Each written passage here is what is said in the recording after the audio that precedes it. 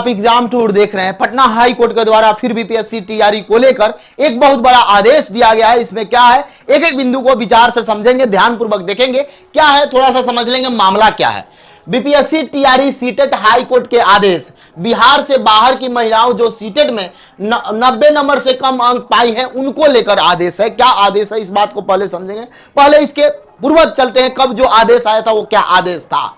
इससे पहले आप देखिएगा तो यहां पे ध्यान दीजिएगा, एक आदेश आता है पटना हाई कोर्ट के द्वारा ही। कब आता है तो वह, यदि आप डेट की बात करिएगा तो 15/5/2024 को डेट दिया जाता है। और क्या आदेश दिया जाता है इस बात को समझिएगा। बिहार लोक सेवा आयोग से बहाल टीआरई 1 हो या टीआरई 2 के अंतर्गत अध्यापक, ऐसे शिक्षक पात्रता परीक्षा में ऐसे अध्यापक जो सीटेट में और एस्टेट में, ठीक है, सीटेट और एस्टेट में उत्तीर्ण किए हो, आवेदन दिए हो, लेकिन उनको सीटेट में यानी कि 50%, एस्टेट में और सीटेट में यानी कि 90 अंक और यहां पे 75 अंक, यानी यदि इससे कम है तो उनको बाहर कर दिया जाए, उनको नोटिस दिया जाए। ये नोटिस सभी जगह से निकाला जा रहा था। देखिएगा ये 3/10/2024 का नोटिस है, जबकि हाई कोर्ट का आदेश कब का है, 15/5/2024 का है। लेकिन अभी तक ये इतना लंबा तक नोटिस चल रहा है। आखिरकार 5 मंथ लग जाता है एक काम करने में। देखिए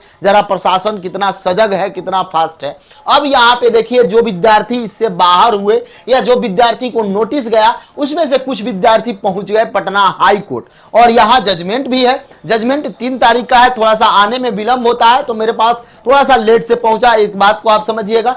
ये सारा जजमेंट है। और यहाँ पे एक बात बता दूं, यहां पे देखिएगा आप ध्यानपूर्वक, एकदम शॉर्ट करके उसी का कंपाइल रूप दिया गया है। क्या है, बीपीएससी टीआरई में बहाल सीटेट के बिहार से बाहर की महिलाओं को जो सीटेट में 90 से कम अंक पाई हैं, उन्हें अंतिम आदेश आने तक हटाने से रोक लगा दिया गया। यानी कि अंतिम आदेश कोर्ट का फिर सुनवाई है, उसके बाद जो आदेश आएगा तब तक उन लोगों को रोक लगा दिया गया। उन लोगों को अब बाहर नहीं किया जाएगा, जैसा कि कोर्ट का आदेश है। यह पटना उच्च न्यायालय का एक आदेश है जो 3 अलग अलग याचिकाकर्ताओं से संबंधित है। मुख्य बिंदु इस प्रकार है, 3 याचिकाकर्ता थे अलग अलग रूप से।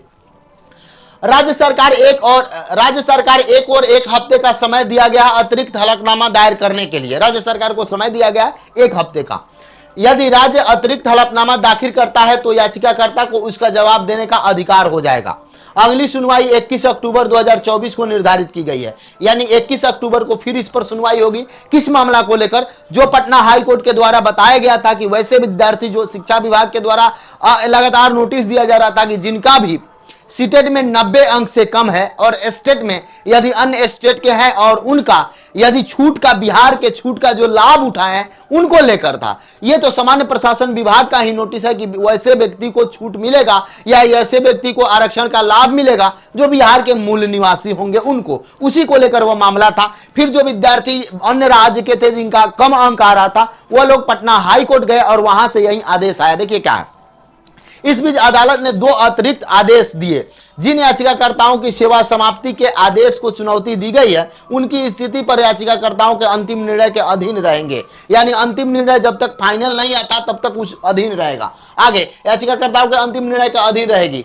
जिन याचिकाकर्ताओं की अभी तक बर्खास्तगी नहीं की गई है लेकिन कारण बताओ नोटिस जारी किया गया है, उनकी सेवाओं के संबंध में यथास्थिति आज की तारीख के अनुसार बनाए रखी जाएगी। यानी वैसे 2 प्रकार के बहुत सारे ऐसे शिक्षक थे जो अन्य स्टेट के थे और इनका कम अंक था, उनको बर्खास्त कर दिया गया था। बहुत सारे ऐसे शिक्षक थे जिनका अन्य स्टेट के थे लेकिन उनको कारण बताओ नोटिस भेजा गया था। क्योंकि कारण बताओ नोटिस 3 बार 4 बार जाता है और वही पटना हाई कोर्ट ने पूछा है कि आखिरकार इसकी स्थिति क्या है। इसकी स्थिति अब तक उसी तरीका से रहना चाहिए जब तक कि इस पर अंतिम फैसला कोर्ट का ना आ जाए। यानी कब तक, तो 21 अक्टूबर को फिर इस पर सुनवाई है, आप देख सकते हैं।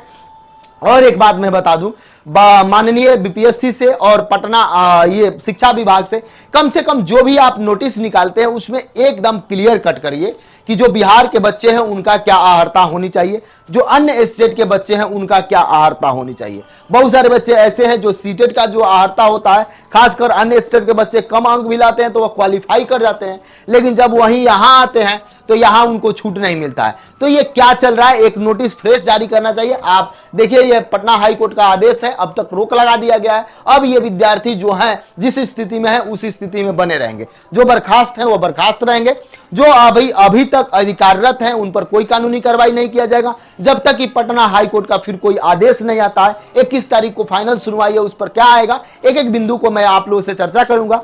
यदि इस वीडियो को आप देख रहे हैं तो आप अपना अपना विचार कमेंट सेक्शन में जरूर कमेंट करें। यदि आप एग्जाम टूर पर नए हैं, चैनल को सब्सक्राइब कर लें, लोगों में शेयर करें। जय हिंद।